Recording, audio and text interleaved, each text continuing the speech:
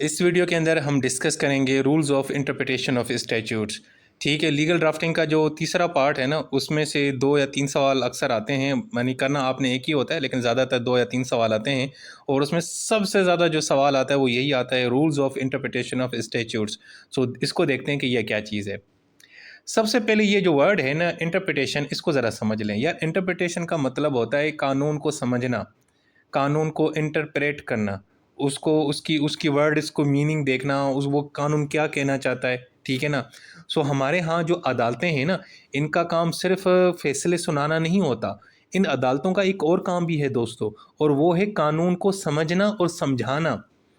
हमारी जो पार्लियामेंट है, यानी जिसमें एमएनए और हमारी जो सूबाई असेंबलीज़ हैं जिसमें एमपीज़ वगैरह बैठे होते हैं, इनका काम है कानून बनाना। हम इनको लेजिस्लेचर्स बोलते हैं, हम इनको कानूनदान बोलते हैं। यही एमएनए और एमपी और सेनेटर वगैरह। ठीक है। तो जब कानून बन जाता है ना, तो उस कानून के बाद अगर कोई वर्ड या उसके अंदर कोई शिक है, कोई प्रोविजन है, वो आपको समझ नहीं आ रही कि यार इस लफ्ज़ का क्या मतलब है यहाँ पे, तो उसको इंटरप्रेट का जो करने का जो इख्तियार है ना, वो किसके पास है? वो अदालतों के पास है, वो जजेस के पास है। ठीक है ना। जजेस के अलावा लीगल प्रोफेशनल ये वगैरह सारे ये भी इंटरप्रेट कर सकते हैं। सो ये हमारी अदालतें क्या करती हैं, बल्कि पूरी दुनिया में, कि वो जो कानून है ना, उसको आपको समझाती हैं। यार मैं सिंपल ये बता रहा हूँ आप लोगों को, कानून है, उसमें एक वर्ड लिखा हुआ है।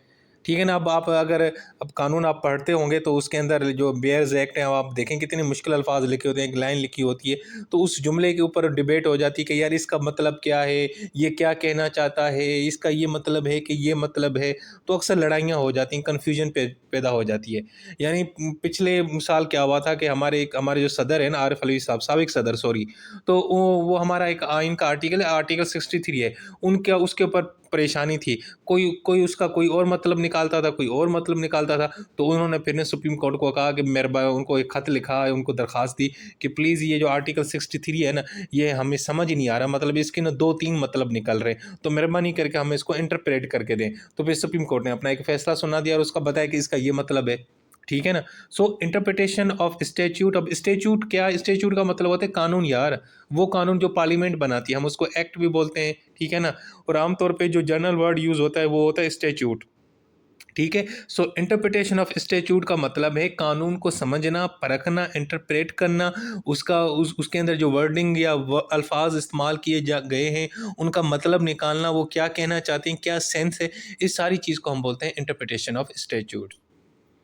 मीनिंग मैंने आपको बता दी, दोबारा बताता हूँ कि इंटरप्रिटेशन ऑफ स्टैच्यू एक प्रोसेस है जिसके अंदर कानून को आप अंडरस्टैंड करते हैं, और उसकी जो प्रोविजंस हैं, जो कानून की जो शिक्कें हैं, जो सेक्शंस हैं, जो आर्टिकल्स हैं, उनको आप एक मतलब देते हैं। ठीक है ना। ये देखो, कानून जो है ना बच्चा, ये कोई हलवा नहीं होता। ये आप अब कानून पढ़ रहे हैं, आप एलएलबी कर रहे हैं और अब आप माशाल्लाह फाइनल ईयर में हैं, तो इसका मतलब है कि कोई आपने आप लोगों ने कोई आम डिग्री नहीं की भाई। आपकी डिग्री का बड़ा यानी कि स्कोप है, और इसका बड़ा एक इसका ना इसकी पावर है। आप मतलब एक कानून जिसके ऊपर पूरा मुल्क चलता है, आप उसको यानी उसकी आपको समझना पड़ता है और लोगों को फिर समझाना पड़ता है। आप में से बहुत सारे स्टूडेंट्स जो हैं ना, इंशाल्लाह आगे चल के जजेस बनेंगे, तो फिर आप जब जज बन जाएंगे, सुप्रीम कोर्ट के इंशाल्लाह जज बनेंगे, तो आप लोगों ने कानून को इंटरप्रेट करना है, उनको समझना है, उनको समझाना है। तो इसीलिए ये सब्जेक्ट आपको पढ़ाया जाता है। ठीक है जी। अब होता ये है कि बाज़ औक़ात जो लेजिस्लेचर्स हैं, कानूनदान हैं, जिनको हम बाज़ औक़ात एमएनए और एमपीए कहते हैं, वो कानून बना देते हैं, और वो आम तौर पे जब कानून लिखते हैं ना यार, उसकी ना एक ब्रॉडर और जनरल मीनिंग बताते हैं, ताकि क्योंकि जो कानून है ना वो ताकि बड़े अरसे तक चले। ठीक है। हालाँकि ठीक है, आगे चल के जब मुश्किल पेश आती है, हालात चेंज हो जाते हैं, तो उनको ये तब्दील भी कर देते हैं, उसके अंदर अमेंडमेंट भी लाते हैं। लेकिन आम तौर पे जो वर्डिंग इस्तेमाल की जाती है ना दोस्तों कानून के अंदर, वो एक जनरल मीनिंग होती है, ताकि हर जगह ना उसको इस्तेमाल किया जा सके। अगर वो उसकी बिल्कुल नैरो और स्पेसिफिक टू द पॉइंट लिखेंगे ना, तो फिर यार उसका इस्तेमाल कम ही होगा। मतलब वो अब मिसाल के तौर में एक एग्जांपल देता हूँ समझाने के लिए। ठीक है ना, किसी को बताना नहीं है एग्जांपल। वो ये है कि मिसाल के तौर पर कानून में लिखा हुआ है कि हर इंसान को ना जो है ना वो खाना खाना चाहिए, सेहत के लिए उसके लिए ज़रूरी, और हुकूमत का हक है, यानी कि राइट है, हुकूमत की ज़िम्मेदारी है कि हर बंदे को ना 3 वक्त की रोटी दे दे या खाना दे दे, मील दे दे। ठीक है? अब ये कानून में एक जनरल वर्ड लिखा हुआ है। ठीक है। लेकिन अगर हुकूमत तो वहाँ पे ये लिख दे कानून के अंदर कि नहीं, ये हर एक बंदे को ना जो है ना सुबह को पराठे देने हैं, दिन को जो है ना वो क्या कहते हैं बिरयानी खिलानी है, और रात को उसको जनाब कौरमा शौरमा देना है या दाल चावल चावल देने। अब अगर ये स्पेसिफिक लिख देगी ना मील, तो फिर प्रॉब्लम क्रिएट हो जाएगी। यार बहुत सारे लोग हैं बेचारे सुबह को पराठे नहीं खाते, वो डायबिटीज़ हैं, उनको शुगर है, जिनका वज़न बहुत कम है, वो बेचारे आप मेरी तरह ज़रा है स्मार्ट रहना चाहते हैं, वो बॉयल अंडे खाने चाहते हैं, ठीक है ना? तो अगर आप इस तरह स्पेसिफिक यार इस नैरो वर्ड लिखेंगे ना तो फँस जाएगा। इसीलिए फिर हमारे जो लेजिस्लेचर्स हैं, ये जो वर्डिंग इस्तेमाल करते हैं ना कानून के अंदर दोस्तों, ये ज़रा जनरल मीनिंग यूज़ करते हैं, ताकि यार ये हर जगह फिट आ जाए, ठीक है? अगर हुकूमत ये लिखती है कि हम आप सबको 3 वक़्त का जो है ना मील देंगे, यानी खाना देंगे, अब खाने में कुछ भी होगा, बिरयानी होगी, निहारी होगी, नान चने होंगे, पाए होंगे, सब्ज़ी होगी, भिंडी होगी, करेले होंगे, दही होगा, मतलब सब कुछ हो जाएगा ना भाईजान। तो अब ये जनरल मीनिंग हो गई, ठीक है ना? अच्छा, सो कहने का मतलब ये है कि इंटरप्रिटेशन ऑफ स्टैच्यू का मतलब है कि कहीं पे भी अगर कोई कानून की कोई अल्फाज हैं, प्रोविजंस हैं, सेक्शन हैं, आर्टिकल्स हैं, समझ नहीं आती या किसी वर्ड का यहाँ पे क्या मतलब हो सकता है, तो हम उसको जब समझने की कोशिश करते हैं और उसको अंडरस्टैंड करने की कोशिश करते हैं, उस प्रोसेस को, उस तरीक़ेकार को, उस काम को, उस मेथड को इंटरप्रिटेशन ऑफ स्टैट्यूट्स कहते हैं। अब इसकी ज़रूरत क्यों पेश आती है भाई? एक इसलिए ताकि जो कानून है ना वो यूनिफ़ॉर्म रहे हर जगह और कंसिस्टेंट रहे, हर जगह उसका एक ही इस्तेमाल रहे, ताकि कोई दिक्कत ना आए। दूसरा ये कि प्रेडिक्ट हो, यानी लोगों को पता हो कि यार अगर मैं कानून तोड़ूँगा तो मेरे ऊपर ये यानी ये सेक्शन अप्लाई होगा और इस सेक्शन या इस आर्टिकल या इस प्रोविज़न का ये मतलब निकलेगा, ठीक है? और दूसरा इससे फेयरनेस होगी, ठीक है? अगर हर कोई अपना-अपना अलग-अलग मतलब निकलेंगे या अजीबो-गरीब क्लियर नहीं होगा कि यार कानून क्या करे, तो फिर इंसाफ़ तो नहीं होगा ना, ठीक है ना? बराबरी तो नहीं होगी ना दोस्तों। दूसरा ये कि इससे एक लीगल प्रेसिडेंट भी क्रिएट होता है और दूसरा क्लैरिटी आ जाती है, यार चीज़ें वाज़ी हो जाती हैं, कन्फ्यूजन नहीं रहती। आपको पता होता है जब आप इंटरप्रिटेशन करते हैं ना किसी कानून की, तो उसके बाद वो कानून हमेशा के लिए वाज़े और क्लियर हो जाता है, उसके बाद फिर कोई यानी कि वो नहीं होती।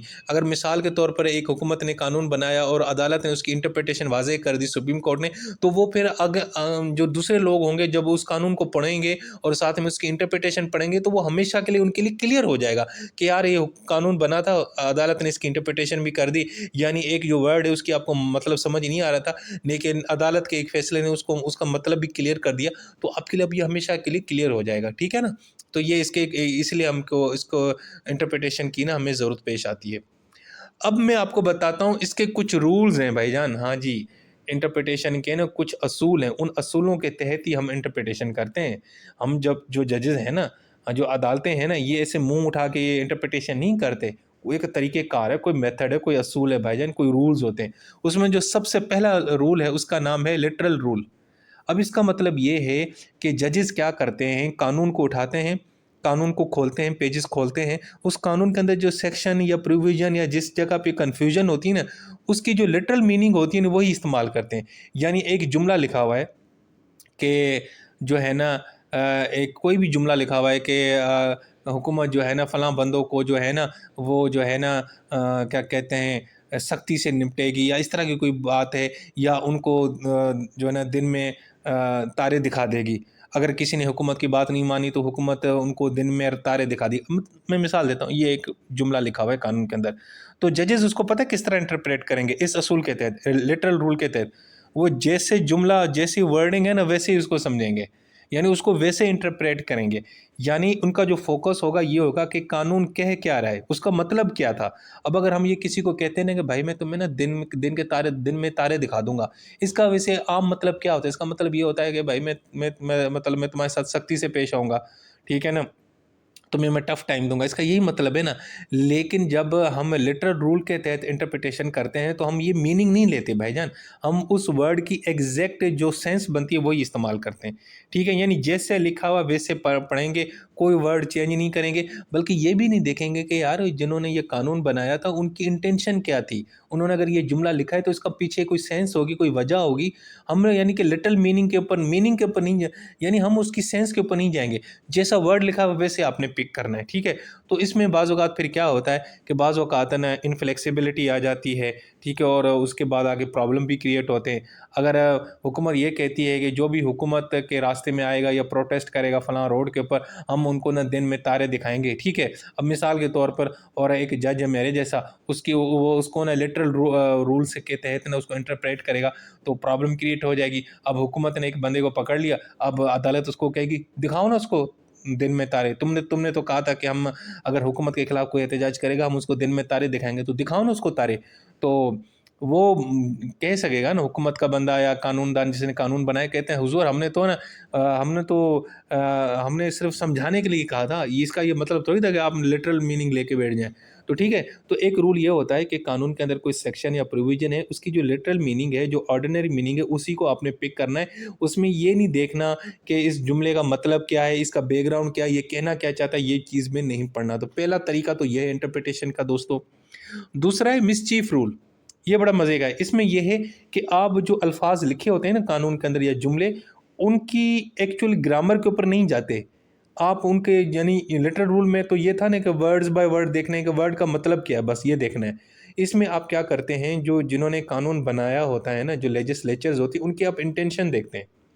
अगर हुकूमत ने ये कहा है कि जो भी हुकूमत के खिलाफ प्रोटेस्ट करेगा हुकूमत उनको दिन में तारे दिखाएगी, तो यहाँ पे मिसचीफ रूल के मुताबिक इसकी इंटरप्रिटेशन यही होगी कि हुकूमत उनको टफ टाइम देगी, हुकूमत उनको गिरफ्तार करेगी, हुकूमत उनके खिलाफ पर्चे करेगी, हुकूमत उनको सज़ा देगी, हुकूमत उनको जेल में डालेगी। यही मतलब है ना दिन में तारे दिखाना, ठीक है ना। तो ये जब होगी ना, जब आप ये इंटरप्रिटेशन करेंगे, तो हम इस इंटरप्रिटेशन को क्या बोलेंगे, मिसचीफ रूल, ठीक है ना। यानी अगर कोई प्रॉब्लम है, मिसाल को होता है ना यार, बाज़ औक़ात कोई कानून है उसके अंदर एक जुमला लिखा होता है, उसकी अजीब-व-गरीब मीनिंग, यानी कि अगर तर्जुमा करें या ग्रामर के हिसाब से तो अजीब-व-गरीब मतलब निकलता है। तो वहाँ पे जजेस उसको ना मिसचीफ रूल के तहत उसके देखते हैं कि यार ये जो कानून बनाने वालों की इंटेंशन क्या थी, उनकी जी ये इनकी नीयत थी बनाने की, तो फिर उनकी नीयत को देख के हम उसकी ना इंटरप्रिटेशन करते हैं। ठीक है ना?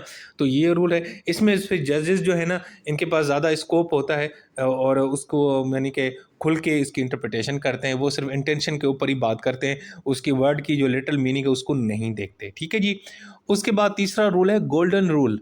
आय हाय हाय! देखो नाम से याद है गोल्डन। गोल्डन का मतलब है कि भाईजान ये जो लिटरल और मिसचीफ रूल है ना, ये उन दोनों का बाप है। भाई इन दोनों से बेहतर रूल कोई नहीं है, सॉरी इन दोनों में से बेहतर यही रूल है, सॉरी, ठीक है। तो गोल्डन रूल का मतलब ये है कि ये गोल्डन रूल जो है ना, जितने भी इंटरप्रिटेशन के मसले हैं, प्रॉब्लम्स हैं, उनको बिल्कुल क्लियर करता है। बल्कि अगर मैं ये कहूँ कि ये जो गोल्डन रूल है ना, ये लिटरल और मिसचीफ रूल के बीच में खेलता है। कैसे? गोल्डन रूल ये कहता है कि सबसे पहले आपने क्या करना है कि कानून के जो अल्फाज या प्रोविजंस हैं ना, उनको लिटरल रूल के तहत पढ़ना है। यानी लिटरल रूल क्या कहता है कि उनकी लिटरल मीनिंग देखो, उन वर्ड्स को ग्रामर के हिसाब से देखो कि इनका क्या मतलब बनता है, वो मतलब आपने निकालना है। लेकिन जहाँ पे आपको लगे ना कि नहीं यार यहाँ पे ये जुमले की जो मीनिंग है ज़रा अजीब-गरीब है और अजीब है, बेतुकी है, समझ नहीं आ रही, तो वहाँ पे आपने मिसचीफ रूल का इस्तेमाल करना है। यानी वहाँ पे आपने इंटेंशन को देखना है। इसका मतलब ये है कि आपने क्या करना है कि जहाँ पे अल्फाज की लिटरल मीनिंग बिल्कुल अच्छी लग रही है, मुनासिब लग रही है, आप वो इस्तेमाल करें। लेकिन जहाँ पे ऐसे अल्फाज हैं, वर्ड्स हैं जिनकी जो लिटरल मीनिंग है बेतुकी है, तो वहाँ पे आपने मिसचीफ रूल इस्तेमाल करना है। यानी क्या करना है, यानी वहाँ पे आपने लेजिस्लेचर की इंटेंशन का इस्तेमाल करना है। यानी इन दोनों रूल्स को आपने इस्तेमाल करना है, इस तरीके से इस्तेमाल करना है ताकि जो है ना, वो जो है ना इंटरप्रिटेशन का मसला हल हो जाए हमारा। इसीलिए इसको गोल्डन रूल कहते हैं, ठीक है ना। इसीलिए अब यहाँ पे आप ये सवाल हो सकता है कि सर अगर कोई वर्ड है, कोई उसकी अजीब-व-गरीब मीनिंग निकलती है तो उसको निकाल क्यों नहीं देते? तो ये देखें जजेस के पास ये ताकत नहीं होती कि कानून को वो तब्दील करें, अमेंड करें। कानून को तब्दील करने का भी जो इख्तियार है वो भी पार्लियामेंट के पास है, वो भी लेजिस्लेचर्स एमएनए और एमपीएस के पास है। तो जजेस क्या करते हैं, उनकी इज़्ज़त रखने के लिए उस वर्ड को वहीं पे रहने देते हैं, लेकिन उसकी इंटरप्रिटेशन, उसका मतलब समझा देते हैं कि यहाँ पे इस मतलब का ये मतलब है, इस जुमले का या इस वर्ड का, ठीक है ना। तो इसीलिए ये गोल्डन रूल है। मैं दोबारा बताता हूँ, गोल्डन रूल इसका मतलब ये है कि आमतौर पर अदालत क्या करते हैं, किसी भी वर्ड को ना उसके एक्चुअल मीनिंग में लेते हैं, लेकिन जहाँ पे अगर कोई वर्ड है वहाँ पे उसकी मीनिंग जो है ना अजीब व गरीब बनती है, ट्रांसलेशन करें तो अजीब मतलब निकलता है, तो वहाँ पे वो जो लेजिस्लेचर है उसकी इंटेंशन का इस्तेमाल करके वहाँ से निकल जाती हैं। यानी लिटरल और मिसचीफ रूल को दोनों को मिक्स करके वो किसी तरीके से इंटरप्रिटेशन के प्रॉब्लम को हल कर देती हैं। तो ये एक ज़बरदस्त रूल है, ठीक है। और ये एक अलग से भी टॉपिक है आपका, तो नेक्स्ट वीडियो में इसके ऊपर बनाऊंगा। अच्छा जी, उसके बाद है दोस्तों हमारा चौथा रूल, जिसका नाम है रूल ऑफ हार्मोनियस कंस्ट्रक्शन। ये क्या कहता है? ये कहता है कि देखें बाज़ औक़ात ना एक दो कानून है, मैं मिसाल देता हूँ। और दोनों कानून की जो कुछ शिक्के हैं ना वो एक दूसरे के से मुतसादम है, यानी एक दूसरे के अगेंस्ट हैं, कि वो कोई और बात कहती है, वो एक और बात कहती है। तो ये इंटरप्रिटेशन का असूल ये कहता है कि यार एक्चुअली आप ना दोनों कानून को ना वर्ड बाय वर्ड नहीं पढ़ना, आपने उनको ओवरऑल एज अ होल पढ़ना है, कि यार इन इस कानून का मतलब क्या है, बस उसके मतलब और उसकी ना जो है ना नीयत के ऊपर चले जाओ। कि अगर हुकूमत एक कानून बनाती है, कि हुकूमत दो कानून बनाती है, दोनों कानून के दो शिक्के आपस में मुतसादिम हैं, यानी उनकी हम जब उनको पढ़ते हैं समझते हैं तो उनका मतलब एक दूसरे के खिलाफ जाता है। तो ये रूल कहता है कि यार आपने ना उनकी दोस्ती करवानी है, आपस में उनकी हम आहंगी करवानी है, उनकी उनके अंदर हारमोनी पैदा करनी है। तो आपने क्या करो, कानून को शिक बाय शिक ना पढ़ो, एज ए होल पढ़ो, यानी एज ए मुकम्मल पढ़ के आप उनको बताओ। या जिस तरह हम कोई किताब पढ़ते हैं ना, तो हम कहते हैं यार ये तुमने सारी किताब पढ़ी है, बताओ इस किताब का मकसद क्या है, इसकी समरी क्या है, इसका मतलब क्या है, इसका रिव्यू दो मुझे। तो आप वर्ड बाय वर्ड रिव्यू तो नहीं देते, एक पेज पेज तो नहीं सुनाते ना, आप ओवरऑल उसके सेंस बताते कि यार इस किताब का यही मकसद है। तो इसीलिए ये रूल भी कहता है कि स्टैट्यूट्स को या एक्ट्स को या कानून को एज ए होल पढ़ो, वर्ड बाय वर्ड नहीं पढ़ो। जहाँ पे दो कानून आपस में कन्फ्लिक्ट करें तो उनका एज ए होल पढ़ के उसका मतलब निकालो कि इन दोनों का मतलब क्या है। तो उससे फिर क्या हो जाती है कि प्रॉब्लम हमारी क्लियर हो जाती है। बल्कि जो इंडियन सुप्रीम कोर्ट है उसने अपने फैसले में इसको क्लियर भी किया है कि interpretation should avoid direct conflicts and harmonise provisions, कि वो शिकों को आपस में न लड़ाए। अगर दो शिकें हैं उनकी लिटल मीनिंग अलग अलग निकलती है तो आप ये ना कि आपस में बस फिर वो यानी कि जो है ना वो लड़ाई शुरू कर दें, बल्कि आप ना उनका overall as a whole sense जो बनता है और उसके ऊपर जाएं।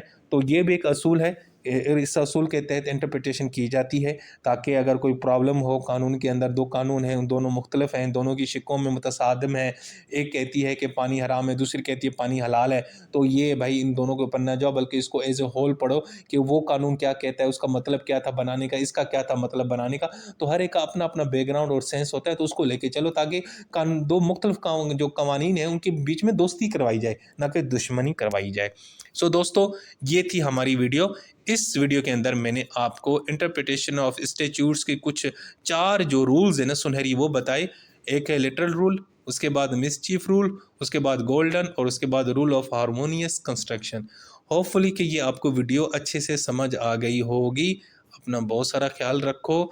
और एक लड़का भी मैसेज कर रहा है, कहता है वेटिंग नेक्स्ट, पता नहीं क्या कह रहे हैं। हाँ, तो भाई अभी भी यहाँ पे लिखना वेटिंग नेक्स्ट, ठीक है। ओके, अपना ख्याल रखें।